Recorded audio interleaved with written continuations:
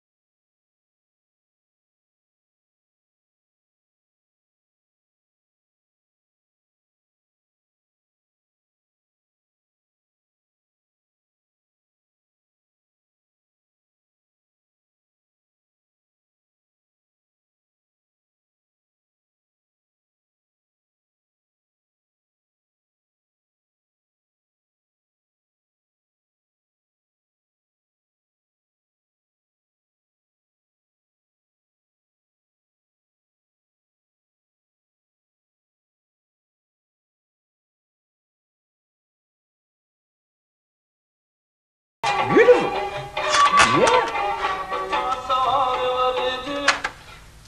Da de soko kapere, somra kola musico, the tall garbarna park, the mini the jahan kaista kabari. Laka chida koi kafna kapere la kuzegi. Ta khalak pasaway.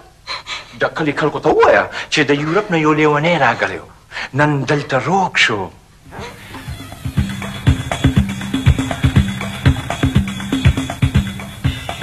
मामा जी ऐसे चल रहे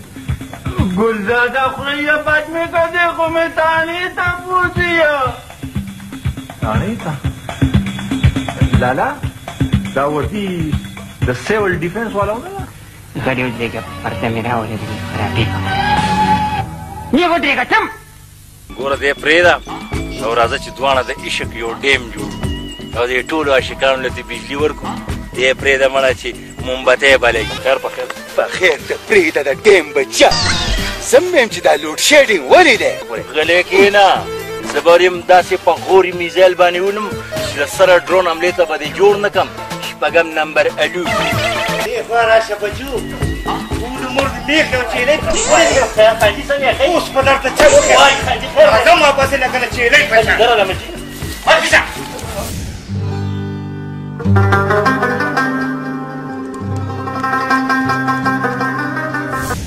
أعوذ بالله من الشيطان الرجيم بسم الله الرحمن الرحيم ګرانو کتونکو د زړه د کومې نه تاسو ټولو ته یو ځل بیا د مشي ویمه ټول په خیر راغلی زموږ پروګرام دی مشالونه او تاسو ته پته ده د ایم ټي وي دا یو ډېر بهترین پروګرام دی تاسو یې خوښوئ موږ ته پته هم ده او په دې پروګرام کې څنګه چې تاسو ته موږ مخکې هم ویلي بیا هم درته بیا هم ویلي دي هغه هنرمندان موږ تاسو سره مخامخ کوو کوم هنرمندان چې تاسو ډېر زیات په سکرین باندې کتلي او په هر یو ټلویزیون باندې تاسو په پی ټي وي کتلي دي تاسو په سټیج کتلي دي تاسو په خیبر ټلویزیون باندې کتلي مختلف چینلو باندې په هر چینل هغه خلکو کار کړی دی او د دې خلکو دپاره یې کار کړی ستاسو دپاره یې کار کړی ستاسو مسافرو دپاره یې کار کړی دی پښتنو دپاره یې کار کړی دی هغه خلک د هغوی پرسنل ژوند هغه څنګه تیریږي زموږ دا پروګرام تاسو ته د هغې پیټرن تاسو ته پته هم ده نن دغه شان راغلي وو موږ ډېر زیات مزل وکړو دا چې کوم زموږ دا قدرمن میلمه دی دا موږ دومره په ګرانه باندې ګیر کړی تاسو په خدای یقین وکړئ چې زه تقریبا د یوې میاشتې نه لګیا یم چې اشنا ماله ټایم راکړه اشنا ماله ټایم راکړه اشنا ماله نه تاسو له ټایم خو بس هغه هم غریب ګیر دی ځکه چې د هغه یو خو شو بیس دی بل د هغه خپل کاروبار هم داسې دی پرسنل بزنس د هغه داسې دی چې د هغې نه غریب یو خو هم نشي تللی خو بهرحال موږ بیا هم یو جهان مننه کوو زموږ دپاره ټایم ویست او نن یې ماته وویل بلکې بېګا یې ماته وویل چې بلکل تاسو راتلی شئ نو هغه هم موږ لږ لیټ شو خو بهرحال د هغې ته موږ بښنه غواړو زموږ دغه میلمه د هغې نوم ستاسو لپاره کافي دی چې تاسو ووایئ چې یاره ما نوم واخیست تاسو به وایئ چې او وای دا خو دې سره ډېر زیات کار کړی لکه دا خو مونږ خندولي مونږ یې جوړولي مو او تاسو به خدای کنه په جزا ډېر زیات جوړولې هغه وخت چې کله به دې ویډیو باندې کار کاوه او به خندولم دومره ما چې کله سره ما په خپل کار وکړو ما دا غي سره مطلب کې ناستل او بیا خبره ترې نو زما ډېر بهترین دوست هم دی نن سبا جی بالکل تاسو دا غي په منځ کې بیا خایل درنه غواړم زمونږ نن قدرمن مېلمه دی په مشالونو کې عمرګل صاحب عمرګل بھائی السلام علیکم وعلیکم السلام ورحمۃ اللہ وبرکاتہ ومغفرته څنګه حال دی ٹھیک ٹھاک مخلص بھائی خپله چې ستا ته ښه معلومات شته دا د هر څه دی وکتل مصروفیت دومره زیات و چې واقعي ته ډېر وخت نه یو میاشت یوه نیمه نه لګیا وي خو زه معذرت کوم ما زړه کې ډېر زیات لکه خفه وم چې یاره مخلص بھائی ما ته هر وخت ټلیفون وکړي او زه ورته بانې وکړم نو بانې نه وې مطلب دا دی چې بس حالات داسې وو چې ټایم نه میلاوېدو نو نن دا داسې ورځ وه چې ما مخکې نه پلان یې وکړو چې یاره دا مخلص بھاي له دا ورځ ورته خامخا ځکه چې ته خو مې دوست دی باقي زموږ کتونکي چې کوم دي هغه هم زموږ د زړه سرونه دي چې موږ غواړو چې د هغې سره فیس ټو فیس خبرې وشي خو هغې موقع نه وي نو مونږ بیا داسې وایو چې یاره په سکرین باندې کم از کم بغیر د ډرامې نه راشو هغې سره خبرې وکړو دا موږ دپاره د فخر خبره ده د خوشحالۍ خبره ده جی عمرګل بھائی ډېره زیاته مننه تاسو کتونکو ته خپلې خبرې هم وکړې خپل مصروفیاتو نه هم هغې تاسو خبر کړل او اوس دا ده چې راځو به خپلې مرکې طرف ته تاسو سره به لږ لږ مختصر شان ګپ شپ لګوو مختصر نه بلکې تفصیلا او هغه خبرې به تاسو مونږ ته کوئ چې کومې پوښتنې مونږ تاسو نه کوو تاسو به مونږ د هغې جواب راکوئ چې ملګرو ته هم پته ولګي چې او عمرګل خپل ژوند داسې تېروي ټول عمر یې خلک خندولي دي خو آیا دی په خپله خاندي او که نه عمرګل بھائی د ټولو نه مخکې خو ایم ټي وي ستاسو شکریه ادا کوي او دغه کتونکي چې کوم تاسو ګوري زموږ بهر ملکونو کې د پاکستان کې دننه زموږ پښتونخوا کې کوم خلک تاسو ګوري ټول د ټولو طرف نه زه مننه کوم مختصر غونډه کې یو خپل انټروډکشن خپل تعارف خلکو سره وکړئ ملګرو سره وکړئ چېرې تاسو لومبی ژوند په کوم ځای کې تېر شوی دی سبق هم څنګه ویلی دی او بیا د شوبز طرف ته څنګه راغلی ډېره مننه مخلص صاحب او خصوصا د ایم ټي وي هم ډېره مننه چې تاسو راغلئ او مطلب دا دی چې زموږ د دې خلکو سره دا رابطه ډایرکټ کړه دا هم ډېره خوشحالۍ خبرې او بله خبره دا چې دا لومبی ژوند زموږ خو عام څنګه چې د خلکو وي داسې یو ژوند و او ډېر ښایسته ژوند و خپل سکول ته وتلو سکول مې دلته ورته روډ باندې زموږ انګلیش تعلیمي ورکوي هغه د سکول ښایي هلته نه بیا میډل صدر نه وکړو میډل هاي چې کوم دا صدر سکول زما هلته وزارت نه او بیا داسې دوران تعلیم لکه کوم وخت کې زه سټوډنټ وم هلک وم کم عمر وم د هغه وخت کې ما نه کال شپږم یا اووم کې به سبق ویلو 1977 زه فسټ ټایم چې کوم دی نو پي ټي وي ته راغلم نو ما یې چېرې زما شوق دی زه ډرامه کې کار کول غواړم 1977 کې تاسو راغلي 77 کې لومبی انټري ما سره ډېر نو بیا هغه وخت کې دا واقعه چې کومه ده دا د مارشالله لګېدلې وه ولګېده د هغې نه یو هفته مخکې دا تاسو بیا ټي وي ته راغلئ زه ټي وي ته یو هفته مخکې ما ته پروډوسر وویل چې ته به داسې کار وکړې یو هفته پس به راځې زه چې یو هفته پس لاړم ما ته پته نشته ځان مې ډېر تیار کړی سمجدار او په منډه منډه لاړم د ریډیو سټېشن ته هغه وخت فورټ روډ باندې صدر کې سټېشن و چې هلته ورغلم په هغې باندې آرمي ولاړه وه ما چا خبرې وکړلې چېرې داسې مخکې خو ما داسې نه لیدلي یا بل وخت زه راتلم هفته مخکې خالي پولیس ګارډ و پوره آرمي ده دننه نه پرېښودم ما ته وایي چې یاره دا څه کې ما ورته ما ته پروډوسر ویلي چې راشه او کم عمر هم داسې ایکټینګ له راغلی یم ایکټینګ له راغلی یم نو هغوی ما ته وایي چې نه ته دننه نه شي تللی ما ولې نه شم تللی ما ته پروډوسر ویلي چې ته به راځې هفته پس زه راغلی یم او زه به خامخا دننه ځم ما ته وایي ګوره څه کار دی چې چې تا ته پته نشته دی مارشل لا ولګېده او تخته چې کومه ده د عوامي حکومت ولټه شوه او اوس مارشل لا لګېدلی ته ګورې نه دا فوجیان ته وکتل فوجیان ته مې وکتل نو عمر هم داسې و چې لکه دومره خو زموږ سټوډنټ خامخا شپږم اووم جومات بس ما الټه خپوره منډه کړه کور ته ما خیال دا شو ما یاره کېدای شي بل ملک حمله کړې ده زموږ دښمن ملک او حکومت لاړو او دا خو سوره او کېدای شي مور پلار او ایم کړه اوچته کړي چې ته بل خوا روان یې ځان کور ته رسوه په منډه منډه کور ته راغلم کور ته چې راغلم نو ما والد صاحب ته وبخي هغه دا ریډیو لګولې وه ګرینډ ریډیو غټ سره یو شوه ده هغې کې دا کار لګولې و خاص او دا نیوز یې اورېده ښه نو زه چې رالم نو هغې ټولو ښه په ارام ناست ما ورته مې تاسو خبر نه وي وی ولې دې خبر نو ما چېرته بوځو دا خو حمله شوې ده او ملک یې اخیستی دی ما ته یې خبر نه دی زموږ خپل ارمي راغلې ده مارشل لا ولګېده ښه په ارام کښېنه بیا نورو خبرونه خبر بیا پس کې د تعلیمي سلسله جاري وه هغې نه پس بیا پکې رو کله کله به ټلویزیون ته راتلم کله نه چې ورکوټ شاټ به موږ یا به نو بیا به خو بهرحال پروډوسران زمونږ چې کوم ځای ډېر ویل ایجوکیټډ وو هغې موږ ته هم دا نصیحت اول وکړو چې یاره ته کار وکړه بچیانو خپل تعلیم پوره کړه تعلیم نه پس چې کوم دی نو بیا دا چېرته ځي نه کله دې شوق کله دې بیا ته موقع وي راځه دا د کار درکوو دغه دوران کې به چې کوم دی نو سره لږ ماشه صفاتونه وکړه واړه بیا په 1987 بیا زه رالم او ریګولر پروګرام شروع شو هغه وخت رنګ په رنګ خاکې به پکې کېدې اسماعیل شاهد صاحب قاسم الله صاحب الله وبخښي هغه پکې سید رحمان شینو صاحب او دا ګلبالي الله وبخښي هغه او نور ډېر زموږ غلام اکبر صاحب نعیم جان صاحب دا اکران وکړي او هغې کې بیا ما ته یو سټاک رول میلو شو ورکوټ اکران کې خانزاده سپی وکړ خانزاده سپی نو دوه کاله کامیډي پروګرام وچلېدو او بیا هغې کې مطلب ما منځ کې ډېر ښې خاکې وکړې یعنې زه کم ایج وم هغه ټایم کې زما به 17-18 سال ایج و او دې کې مطلب دا دی چې ما د 80 کالو د 80 کالو د بوډا کردار یې ماله راکړو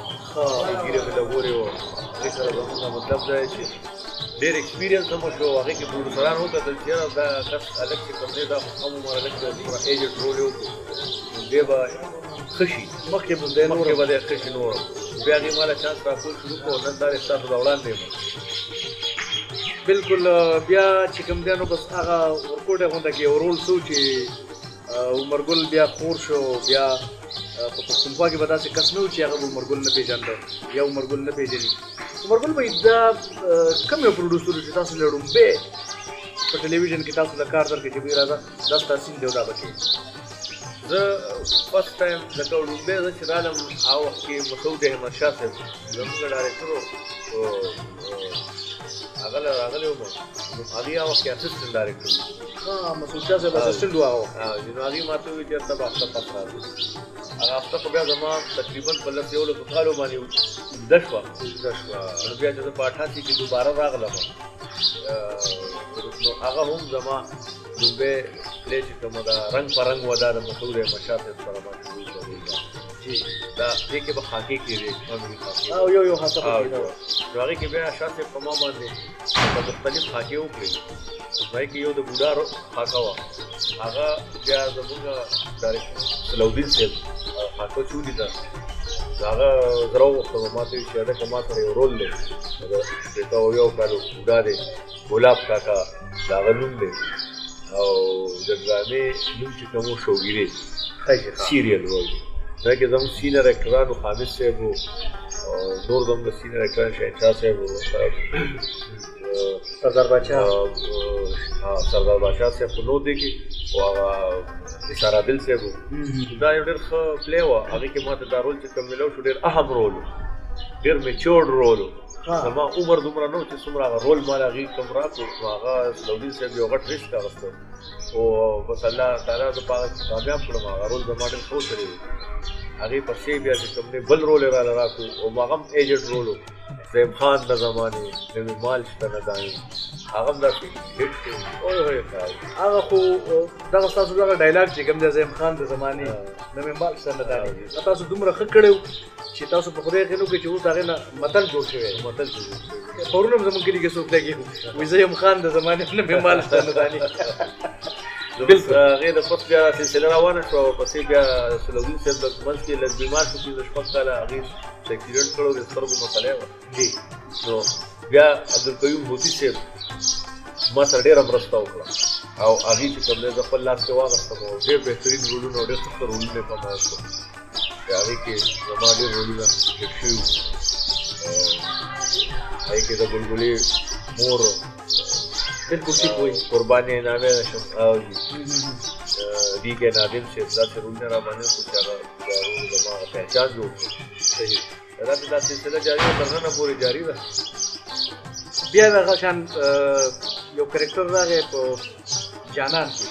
چې باندې کې علمزی مجاهد او تاسو خپل علمزی مجاهد په خپل زمانه خپل یو بهترین کرکټر هغه کې سره ولدي واره سره او باندې کې ممتاز علي شاه صاحب مو بالکل چمن ګل کاکا او بشینو ماما او شابه بیبي او شابه بیبي غټه بیبي او تاسو په خدای غنو کې چې بس تاسو د کرکټر په خپل یو پہچان لګا هر سړی په خپل ځای باندې تاسو فټ لګیدلی چې تا به دا رول بالکل د سړي لپاره لیکلې او یا دا سړی د رول لپاره پیدا دی دا اصل کوم هغه زما خو څومره سیریس کم چرنګ پرنګ ما ډیر ټو ګورو بدل حاکی نه پد بیا ما ته رولونه ټول سیریس ملاوي دي سیریس رولونه ما په لای کې یو نیمه خپل ما کړی و د کلندر مومن صاحب افسانه او نیمګړي نیمه خوا په واغم ډیر او چلیدل و دا څه څه ریپیټ وچلیدا اچي دي او هغه دوران کې چې کوم راته څه جانان ذکر کو جانان سیریل چې ما ته ملو شو دا رول هم یو قسم د سیریس ځکه چې دې کې ممتاز علي شاه صاحب نو شابه بیبي او زما موږ سیریس پورت سیریس او د شینو ماما غټه بیبي او د علمزی مجاهد دا کامیډي پورت او زموږ هغه سیریس چې کوم دی هغه کامیډي کامیډي جو سیریس ما خو سیریس کړو خو هغه ډېر هیڅ شو او ډېر هیڅ شو او دا غي نه پس مخلص صاحب پس دا د کامیډي رولونه ما پورون ختم نو بیا ډېر کامیډي رول منځ کې بیا یو موکراله سلوي چې په ما باندې یو سیریل کو سمندر دا کې د سلیم خان یم ټو اولډ ایج رولو او هغه ما سیریس کړم په ختل دا نه پس یو تاریخ چې برابر یو سیریل کو څنګه نو هغه کې زه ډاکټر وم یو ظالم وته نه هغه نیگیټیو رول هغه ډېر هیڅ شو په بهر حال کومېډي را پرون کړه جی ګرانو کتونکو د عمرګل بھائی سره زمونږ مرکه روانه ده ډېره خوندوره پښتنې به نورې بم کو ان شاء الله عمرګل بھائی خلک وایي چې عمرګل خلک خندي او خلک یې خندولي دي په سټیج باندې هم په ټلویزیون باندې هم په نورو چینلو هم داسې لایف داسې ژوند تاسو څنګه تېرېږي آیا دغه شان خندا تېرېږي یا جړغونې دی یا د غم نه ډک دی څه فیل کوئ تاسو مخلص صاحب په خپله یو ډېر ښه اداکار یې ښایسته فنکار یې دې فیلډ کې د کافي وخت وشو او تا ته ښه پته ده چې مطلب دی چې دا آرټسټ فیلینګ دي یو عام آدمي فیلینګ یو عام سړی چې کوم وي د هغه لکه څه فیلینګ دي زه به دا ووایم چې مطلب دا دی مونږ خو هم د دې معاشرې خلک او عمدې انسانان یو مطلب دا دی د آرټسټ یا فنکار یا نارمل چې کوم دی دا څه خصوصي یا څه سپیشل انسان نه چې ګندا چېرته خاص چېرته نه راغلي خو د دې معاشرې انسان دی د دې معاشرې کې وخت تېروي ژوند تېروي او د دې معاشرې د اتار چړاو د ښکته پورته هغه اثرات په موږ باندې باقاعده او مکمل کېږي یعنی چې غم وي د غم اثرات را باندې وي چې خوشحالي راشي د خوشحالۍ اثرات را باندې وي خو زه به خپل ځانې دا ووایم چې زه کله ینګ وم او زما مور پلار ژوندي وو او روبی صحت وو او ما مطلب دی ما ته د خفګان او د غم او یا دا څیزونه لکه داسې نه فیل کېدل ما ته پته نه لګېده چې یاره څنګه چې دا خلک زه خندوم او خوشحالوم داسې به زه خوشحاله وم او خندل به مې هر وخت به ښه سور کې وم او بیا چې کله دا واده کې سړی بچي وشي بچو نه پس بیا والدین چې کوم دي نو هغه بیا داسې سټیج ته روان شي درنه هغې بیا مطلب دا دی نه هغه صحت وي نه هغه روغه سټه وي ورو بیمار شي تکلیف یې ورته مسایل یې ورته بیا د انسان خپل بوجونه د خپل مسایل هم رامخې ته شي بیا داسې د مشران ورو بیا هغه لاړ شي د دنیا نه رخصت شي درنه خو بیا مکمل هغه ذمهواري په تا باندې راشي د خپلو کور د بچو د څومره ذمهواري د بني ادم چې راشي کله نو بیا هغه د خلکو کوم تصور چې دی چې یاره دې خلک خندوي او هر وخت یې په دې به خو هر وخت خوشحالي او خاندي به نو هغه بیا هغه څه نه وي هغه شی ختم شي هماغه غمونه یې زړه ته را پرېوځي هماغه سوچونه فکرونه یې څنګه چې د یو عام سړي سره وي دا هم سره وي او بیا دې کې مونږ جاړو خفه م یو کله نه مشران لاړ شي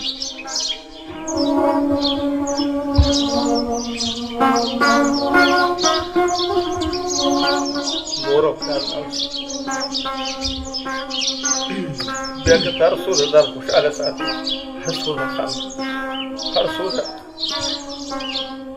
د خوشحالۍ اظهار کې خو نه کېږي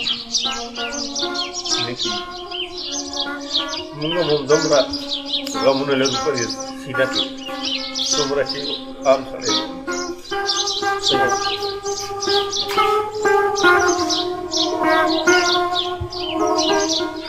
معافي غواړم مخلص صاحب مونږ خپل کتونکو خفه کول نه غواړو مونږ وایو چې زموږ کتونکي همیشه خوشحالي خاندي څنګه چې مونږ هغې خوشحاله او ساتلي دي او خندولي دي مونږ غواړو چې مرستې باندې خوشحاله او د دغه نه خو مطلب دی چې حقیقت نه خو مخ نه شي اوښتلی دا حقیقت دی ژوند حقیقت دی او حقیقت ژوند کې شتون دی نو هغې سره دا غمونه تړلي دي مونږ کوشش کوو چې ځان خوشحاله وساتو خلک هم خوشحاله وساتو خپلو کتونکو نه به دا سوال کوم چې موږ ته دعا کوي مونږ به د هغې مشرانو ته دعا کوو هغې زموږ مشرانو ته دعا کوي چې څوک مړه دي هغې الله وبخي چې کوم ژوندي دي هغې ته الله صحت ورکړي او الله دې غمونه مونږ نه لرې ساتي الله دې زموږ په عمل کې خوشحالۍ راولي په مونږ الله خوشحالۍ راولي چې مونږ دا غمونه او دا فکرونه لرې نو ښه وي جی ګرانو کتونکو عمرګل بهی سره په خبرو کې مونږ خو ویلي وو که نه چې همدغه زمونږ هغه کار دی دغه زمونږ هغه مقصد دی چې دوی دا خلک دا اخیستان دا ډېر سنسټیو خلک دي دا ډېر حساس خلک دي چې مونږ د دوی راکنو دوی کې بلا خبرې انشاءالله پرتې دي دا به راځي د مور پلار ذکر پکې راغی او چې چېرته د مور پلار ذکر راشي نو او بیا د چا نه وي نو زه یم هغه به کوم زړه وي هغه به څنګه انسان وي چې دی به د زړه به نرمېږي نه او دغه سترګې دغه اوښکې به بهېږي نه عمرګل بهی والد صاحب نه خو مونږ نه خبر خو مخکې وفات شوی الله دې وبخي او مور بیبي چې کله وفات وه نو خدای دې هغې له جنتونه ورکړي هغه زمونږ هم د ټولو مور وه ایجټ ښځه وه مشره ښځه وه بزرګه ښځه وه او زه دته بار بار وایم چې خدای نیکبخته دا خو داسې خلک چې دا خدای پاک بر نه حقه بخلي تاسو په خدای یقین وکړئ چې هغې بر نه حقه بخلي نو مور چې چا نه جدا شي نو خلک وایي که نه وایي په پلار سبا کونډېږي او په مور بېګاله سړی دغه کېږي دا یتیم کېږي که نه نو دا حقیقت خبره چې مور خو مور یو شاعر په اردو کې ما شعر زمان ډېر خوښ دی عمرګل ته ډالې کوم وایي چې ایک مدت سے میری ماں نہیں سوئی تابش میں نے ایک بار کہا تھا مجھے ډر لگتا ہے ما یو پېره ویلي وو چې زه یېرېږم نو تر اوسه پورې زما مور د هغې نه پس خوب ونه کړ چېرې زما دا بچی رښتیا ونه یېرېږي نو مور خو داسې یو هستي ده چې هغه عمرګل بې جذباتي شده دی موږ هم ځان سره ډېر خفه کړو په بهرحال ژوند دی ژوند راځي ژوند روان دی دغه شان د عمرګل مور بیبي دې الله وبخي هغه هم لاړه د دنیا نه بله ورځ به داسې یو وخت راشي چې موږ به نه یو ځکه چې دا یو سلسله روانه ده دنیا شکسپیر وایي چې دنیا یو سټیج دی هر سړی راځي به د خپل کردار کوي او هغه بیا د پردې نه شاته کېږي هغه ځي بیا بل کرکټر راځي هغه ودرېږي عمرګل بهی څومره موده کار وکړو اوس به د هغې مطلب دی چې الله دې ورله ډېر عمر ژوند ورکړي ډېر عمر ژوند یې ورکړي دغه شان به موږ هم نه یو چې دوی نه یې خدای مکه خدای مکه بیا به د دې بچي راځي بیا به د هغې بچي راځي دا یو سلسله روانه ده عمرګل بهی تاسو موږ ډېر جذباتي کړو خدای شته موږ خو بغیر د ملګرو نه اجازه ته مو ونه اخیسته او کیمره هم بنده کړه په کار دا وه چې موږ بریک اخیستی وو خو بهرحال کوم داسې یو یادګار لمحه ده په ټلویزیون په حواله باندې تاسو ته یم د شوبز په حواله چې هغه تاسو وایئ چې دا زما د ژوند یو یادګار یو لمحه ده چې کله هم زه کښېنم ما ته دا رایادېږي بار بار کومه داسې یو وخت و چې تاسو هغه وخت بار بار یادول غواړئ نو دا یو لمحه چې کومه یو پلی وه زما نیمګړې نیمه خوا د کلندر محمد صاحب افسانه دا خو هغه پلی نه وه ستاسو چې پکې اس به وي هغه ډرامه هغه د دې ډرامې تشکیل نورالبشر نوید صاحب کړی کله دا ما ته په روزي ځل دغه رول میلاو شو دا لیډ رول و یعنې مین رول و هیرو د دې ډرامې بلکل جي بلکل نو زما ذهن کې زما توقعات هم داسې نه وو چې یاره ما ته راتلو سره یو دوه واړه رولونه میجر رولونه ما وکړه ورپسې एकदम ما ته فل لیډ رول میلاو شو زما یقین نه راته چې یاره دا رول ما لی راکړی دی چې د هغه یو ډېر مین رول و او یو ډېر اهم رول نو جازونه دلته ډېر راځي ځکه چې ایرپورټ موږ سره نږدې دی عمرګل به کور بلکل ایرپورټ سره نږدې دی نو په دې وجه موږ کله خبرې په مزه کړو کې لږ تیزې کړو خو تاسو به خاطر نه درنوئ دې کې لږ شور راشي اواز راشي نو دغه لمحات نن هم زما نه هېرېږي چې زه څومره خوشحاله وم او مخلص صاحب زه تاسو ته نه شم ویلی چې ما ته کله سکرپټ راکړو بیا هم زما یقین نه راتلو چې یاره دا مین رول د دې ډرامې ما نه میلپ شو او ما ته پورې دا به ته یادې ټوله شپه ورته ناست وم ټوله شپه ما رول کړې وه زما یادولو بیا مې هم دا یشتغه نه و بیا ته نه سهار لاړ شم ورانه والي چې یاره دا په بل چا به وکړو یاره ته که نه نو ډېر زیات هغه لمحات هغه د په ما کومه خوشحالي وه او کوم داسې یو پټی ما دپاره یو ډېره یو داسې خبره وه چې زه اوس هم تاسو نه شم بیانولی چې زه حیران وم چې نه نو ما نه هېرېږي صحیح حقیقت خبره عمرګل وایي د دغه ډرامې یو کرکټر یو ډایلاګ هغه ټول کرکټر داسې وو چې هغه ما کتل نو خدای ته لکه کوم بس داسې زړه چې هغه به جوړولی نه وي تاسو کړی ډېر بهترین وو که نه تاسو کمال کړی ډېره ښه پلی وه د هغې کې داسې ډایلاګ خو یې ما ته پوره نه یادېږي خو زه چې کله د خان په کنډر کې اوسېږم او هغه ته لاړ ورشم او زما زوی پکې بیمار وي اس پک نه جوړېږي ما ته د پیسو ضرورت دی نو زه ورشم خان راته وایي چې بړي څنګه چل دی سروري اړو ښکار یې نه هر جو چکر نیم هوی جری ته راځي په دې کټو دی لنګې ته دا لنګې راخودل غواړي دا چې نو بیا جاز را یاره دې جاز مونږ لیدلي که څه چل دی خو خبره بار بار راځي بیا چېرته بل خوا لاړ شو مونږ یې دلته خپلو کتونکو سره خاص خبرې دي ښه دي نو تاسو ته وایي چې تاسو کټونه لنګې سستې نو زه ورته یم خان زما د ټول لکه د حالاتو لنګې سستې شي زه د کټونو غم وړی زما د حالاتو لنګې سستې شي نو یې څه مطلب زه وایم چې داسې هسپټ نه جوړه بچی نه جوړه دی او ما ته د پیسو ضرورت نو هغه ورته وایي چې بغیر ضرورته خو دې را نه شي نو دا څه ډایلاګ و چونکې ما ته خو یاد هم دی چې ډېر وخت وکړو د هغې تقریبا 26-27 سال خو دې ډرامې به کېږي یاره بلکل داسې دی د دې نه علاوه بیا ما یو بل هغه کړی و الله اکبر بند کړو اذان نو دغې ډرامې نه پس یو بل ما یو رول وکړو د هغې سانګر نوم و د هغه سیریل طارق زین صاحب کړی و هغې کې زما نیګیټیو رول لکه ویلن نوم او ډاکټر هم یم او د یو ګینګ سره شامل شوی یم او هغه ګینګ چې کوم دی کساندرا او خوافي راولي او چې دغه ته پیسې ترې غواړي نو چې هغې مطلب کوم کس نه مني نو بیا ما ته راشي بیا ډاکټر له بوځم نو زه بیا هغې مطلب دی چې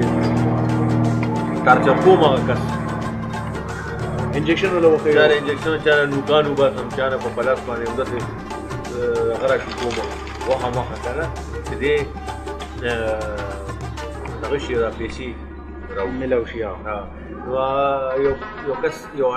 راغلی راوستی ما ته څو ورته وایم چې دغه ډایلاګ ما ته یاد دي ځکه هغه ما ته وایي چې 2 کروڑ روپۍ ترې غواړو نو ما ته وایي چې یاره ستاسو په دې شرط کې څه لږ ترمیم نشي کېدای نو زه ورته وایم چې ترمیم سیاسي غوندې اصطلاح ده او د سیاست نه سختي لري په سیاست کې ترمیم پلې دی کېږي او زموږ اصول صرف اغوستل دا هغه ډایلاګ ما ته اوس هم یاد دی ډېر زبردست یو بله ډرامه مې کړې وه هغې کې زه د ممتاز علي شاه صاحب سره ناظر یم او هغه سیاسي سړی وي او زه د هغه لپاره سیاسي بیانونه چې کوم دی ورکوم هغې سین دی هغه سین کې ما ته وایي چې په هغې کې زما غلام نبي زما په نوم یې پکې نوم رانو صاحب دی خو ما ته وایي چې یاره پروانه صاحب پروانه صاحب زموږ مخالفین زما خلاف په اخبارونو کې دا بیانونه ورکوي تا اړو چې یو بیان زموږ د طرفه ورنکړو په دې اخبار کې نو ما ورته سبا به راشي وایي مثلا څنګه بیان وایي نو ما زه ورته هغې کې زما د هغه دا چیزو ته باید چې امن کمیټي جوړه کړی شي او په دغه کمیټۍ کې بېطرفه خلک وټاکلی شي چې سترو اهمو مشرانو سره تماس ونیسي او په کړکېچنو حالاتو باندې غور او فکر وکړي نو هغه وایي یاره پروانه صاحب دا بیان مې زما خوښ شو دا ورکړه سبا نو داسې بعضې ډایلاګ موږ نه هېرم چې ډېر کم داسې بعضې ډایلاګ داسې وي لکه نورالبشر نوید صاحب زموږ یو ډېر زبردست او ښه رایټر دی بالکل جی بالکل د هغه ډایلاګ داسې وي چې هغه د سړي نه هېرېږي نه هغه داسې تسلسل سره او یو کنټینیوټي کې د هغه ډایلاګ وي چې هغه ته یو ځل ووایې نو هغه ستا ذهن کښېني بالکل نو هغه تر نن وروسته دې تقریبا یو 20-22 سال شو دې ډرامې هغه ډایلاګ ما ته اوس هم یاد دی بالکل عمرګل بھائی تاسو ټلویزیون نه پس بیا پکې داسې یو څیز منځته راغی چې د هغې ته سی ډي تاسو بیا په سی ډي باندې ډېر زیات کار وکړئ ایز ا هیرو تاسو بلا ډرامې وکړې په سوونو دغه سی ډي او ټلویزیون پی ټي وي فنکاري اداره ده یقینا چې ډېر فرق به وي تاسو څه فیل کوئ د دواړو په منځ کې بیا دغه ولې ختمه شوه کمزورې ولې شوه او تاسو که دې طرف ته راتلئ نو که تاسو باندې څه پابندي خو نه وه ټي وي طرف نه ډېر تاسو سی ډي ته مه ځئ ولې چې سی ډي یو فلم ټایپ شي دراصل پی ټي وي خو یو اکیډمي وه زموږ لپاره یو اکیډمي ده یو حساب سره ځکه چې هلته موږ زده کړه کړې ده جی بل دا هلته باقاعده داسې خلک ویل ایجوکیټډ هلته چې به په ډرامه باندې کار کېدو نو یو ډېر باریکۍ سره به کار کېدو ډېر محتاط اندازې سره به کېدو بیا هلته موږ ډېره زده کړه وکړه د ډایلاګ د ډیلیوري د ډایلاګ د مانو کم ډایلاګ معنی خیز دی کم غیر معنی خیز دی کم زومانی ډایلاګ دی یعنې یو ته ډایلاګ وایې د هغې مطلب غلط وځي هغې باندې نو دې کې مونږ ډېره زده کړه وکړه د هغې په دغه باندې بیا مونږ سی ډي ته چې کله لاړو نو مونږ ته پی ټي وي ډېر سپورټ هلته چې کوم مونږ وخت تېر کړی و هغې د وجې نه مونږ ته ډېر سپورټ ملو شو ځکه چې ما ډېرې ډرامې ولیکلې هغې لپاره بیا ډایرکشن مې مو کړو بالکل ایکټینګ مې مو کړو او سی ډي مونږ دپاره یو ډېر زبردست یو اوپن مارکیټ و او دویمه خبره دا وه پکې چې دا یو مینی انډسټري غوندې جوړه شوې وه یعنې یو مینی انډسټري جوړه شوه په دې کې د ډېرو خلکو روزګار ولګېدو جی جی جی ایډیټرانو دې کې کیمرامینانو دې کې کمپیوټر هلکان چې کوم کمپیوټر یې زده کړی ډېر کار هغې پکې رالو تقریبا یو وخت داسې رالو چې یو کنټینر به راتلو د سی ډي دا کم ککوړي چې دي د دې یو کنټینر به راتلو نشترآباد ته او دا به ډیلي یو کنټینر وته 1 کروڑ سی ډي به وي 1 روپۍ ګورمنټ ټیکس په هغې باندې 1 کروڑ روپۍ لکه ګورمنټ ته راتلې دومره هغه خرڅېدی یو سی ډي او بیا دا د فلم او د ټلویزیون ترمنځ یو بل رنګ یو داسې یو هغه و چې دا نه ډېر لکه د پی ټي وي د ډرامې غوندې سلو نه د فلم غوندې ډېر تیز و دا منځ کې و او دا یو ډېر ښه دغه و ځکه چې آرټسټانو لپاره چې کوم زموږ صوبه سرحد آرټسټان دي زموږ د کې پي کې صوبه ته کې پي کې وایي شکر دی موږ ته خو یو میلاو شو نو زموږ د اکټرانو لپاره دلته بغیر د پی ټي وي نه بل پلیټفارم و نه دغه وخت کې پرایویټ چینل هم نه نوي شروع شوي نو د سی ډي موږ ته ډېر مدد را او سی ډي یو ډېر ښه پلیټفارم هم و خو بدقسمتۍ زموږ دلته دا راغلو چې دا میموري کارډ او دا یو اس بي او دا چې راغلو دا د نیټ دا سیسټم چې راغی دې سره هغه زموږ کار ډیمیج شو او هغې کې غلا شروع شو چونکې زموږ خو دا رجسټرډ خو نه و که نه د دې سنسر بورډ و چې یاره موږ په چا باندې کلیم وکړو چې دوی زموږ نقل ولې کوو یا دې نه کاپیانې ولې وباسئ